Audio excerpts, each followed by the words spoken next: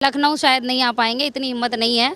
हमारी योगी सरकार है और इस योगी सरकार में गुंडा राज, भ्रष्टाचार और इन अपराधियों को ही सबक सिखाया गया है और ऐसे अपराधियों का जो मूल मंत्र है वो ध्वस्त कर दिया जाएगा। एक बार लखनऊ आके दिखाएं तो टिकैत साहब। कर्ज वगैरह किसानों पे हुआ है, वो लोग हैं जिनके लिए जो फंडिंग हो रही है बाहर से और गलत तरीके से वो लोग एक अपना पार्टी तैयार कर रहे हैं, एक तरीके से रॉन्ग तरीके से देश में एक अलग छवि पैदा कर रहे हैं, लोगों को भ्रमित कर रहे हैं। जिस दिन जनता जागरूक हो जाएगी उस दिन ये अपने आप उठ जाएंगे, क्योंकि जनता भी परेशान हो चुकी है। जिस तरीके से ये रोड जाम कर रहे हैं, कहीं ना कहीं इसमें जनता बहुत ज़्यादा दुखी हो गई है और योगी सरकार में इस तरीके का नहीं मूल मंत्र चलेगा और ये विफल होंगे निश्चित। हमारी सरकार 2022 में पूर्ण बहुमत से आ रही है, उसके बाद आप लोगों को पता ही है ये धरना वगैरह सब लोग समाप्त कर सकते हैं। 2022 में हमारी सरकार आ रही है और योगी सरकार दोबारा से आएगी। हम सबका विश्वास योगी सरकार पे है और आगे आएगी, जरूर आएगी, 110% आएगी।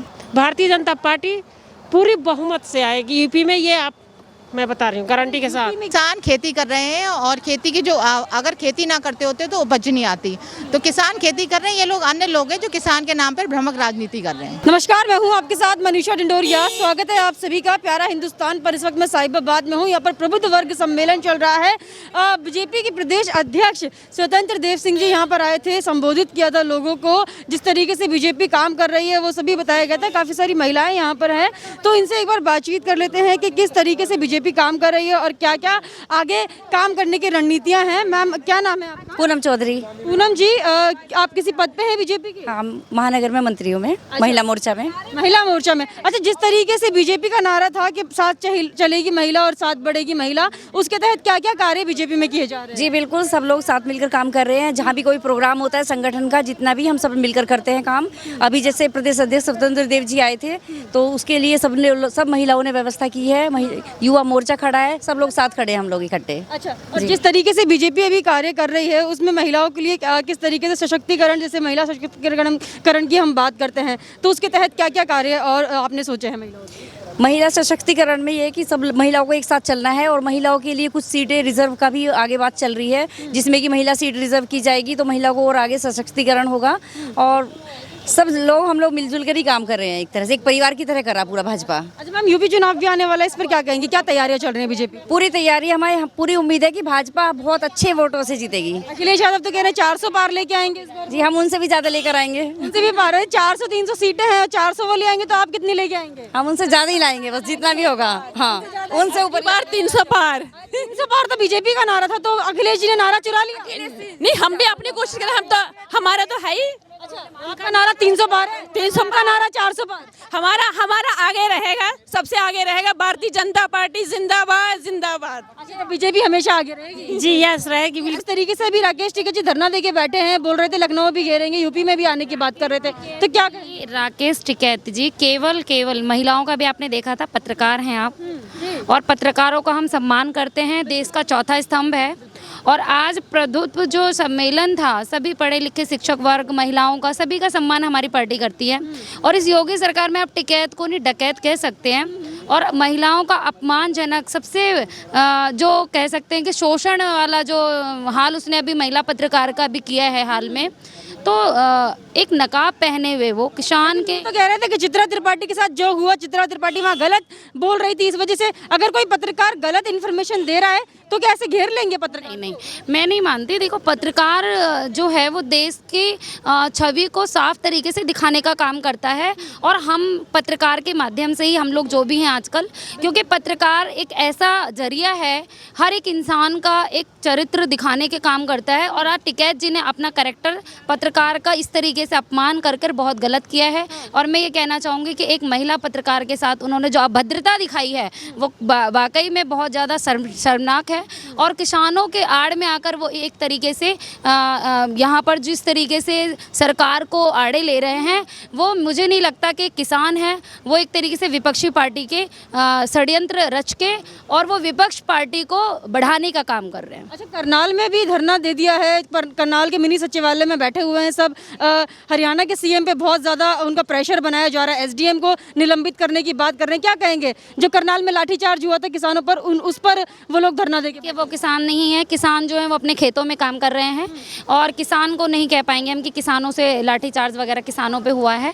वो लोग हैं जिनके लिए जो फंडिंग हो रही है बाहर से और गलत तरीके से वो लोग एक अपना पार्टी तैयार कर रहे हैं, एक तरीके से रॉन्ग तरीके से देश में एक अलग छवि पैदा कर रहे हैं, लोगों को भ्रमित कर रहे हैं। जिस दिन जनता जागरूक हो जाएगी उस दिन ये अपने आप उठ जाएंगे, क्योंकि जनता भी परेशान हो चुकी है। जिस तरीके से ये रोड जाम कर रहे हैं, कहीं ना कहीं इसमें जनता बहुत ज़्यादा दुखी हो गई है और योगी सरकार में इस तरीके का नहीं मूल मंत्र चलेगा और ये विफल होंगे निश्चित। हमारी सरकार 2022 में पूर्ण बहुमत से आ रही है, उसके बाद आप लोगों को पता ही है ये धरना वगैरह सब लोग समाप्त कर सकते हैं। अच्छा, अगर लखनऊ आ गए तो क्या क्या होगा फिर? लखनऊ शायद नहीं आ पाएंगे, इतनी हिम्मत नहीं है।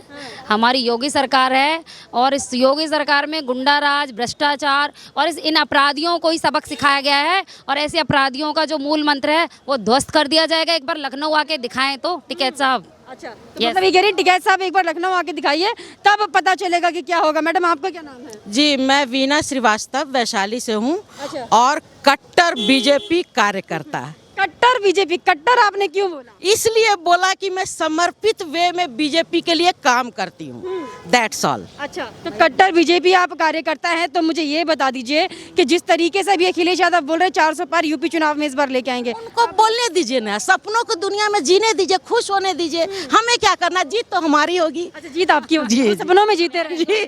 चलिए मैडम, आपका क्या नाम है? मैं पूनम कौशिक।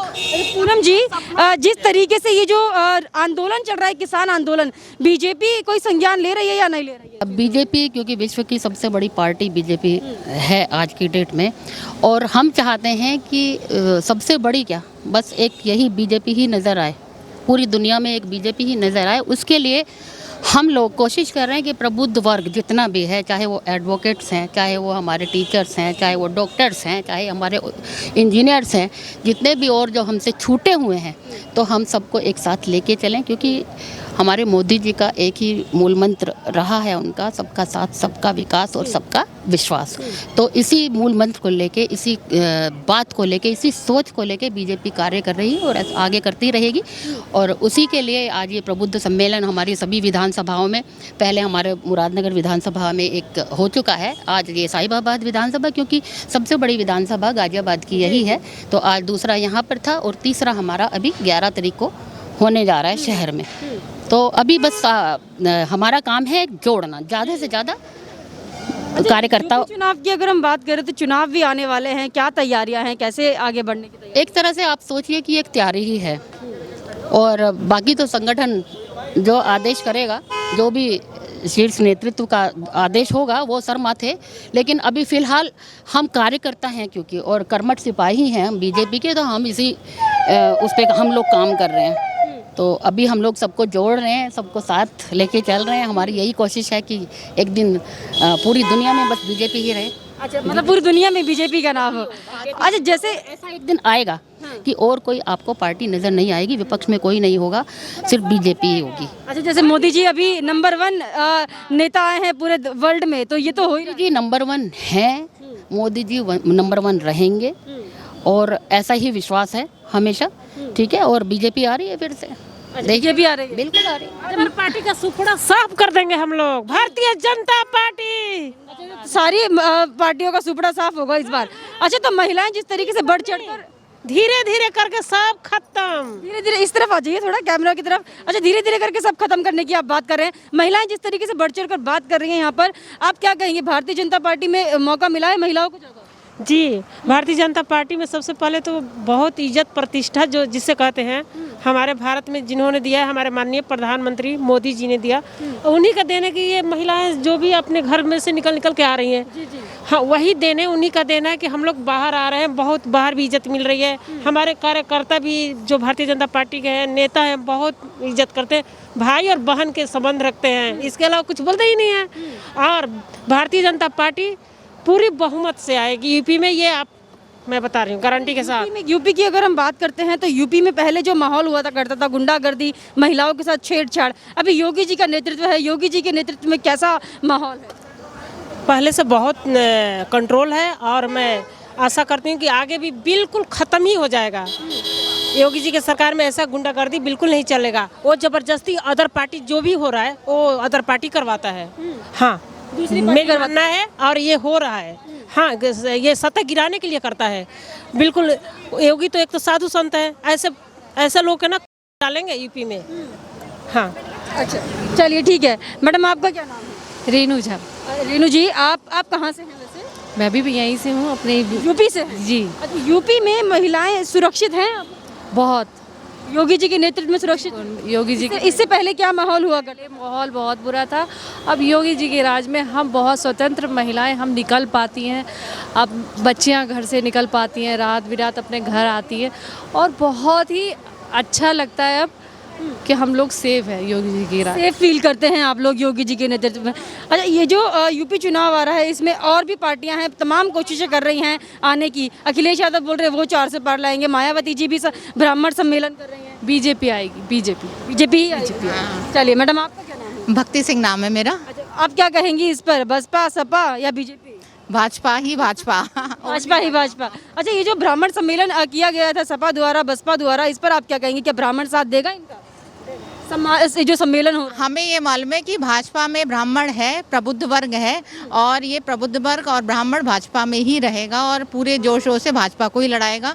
और 2022 में हमारी सरकार आ रही है और योगी सरकार दोबारा से आएगी। हम सबका विश्वास योगी सरकार पे है और आगे आएगी, जरूर आएगी, 110% आएगी। मैडम, यूपी में ऐसा माना जाता है कि मुस्लिमों की जो संख्या है ज़्यादा है और अभी ओवैसी जी भी मुस्लिम का जो दौरा कर रहे हैं, अयोध्या भी जाएंगे, बोल रहे हैं कि बीजेपी सरकार मुस्लिमों पर ध्यान नहीं देती है। क्या ये सच है?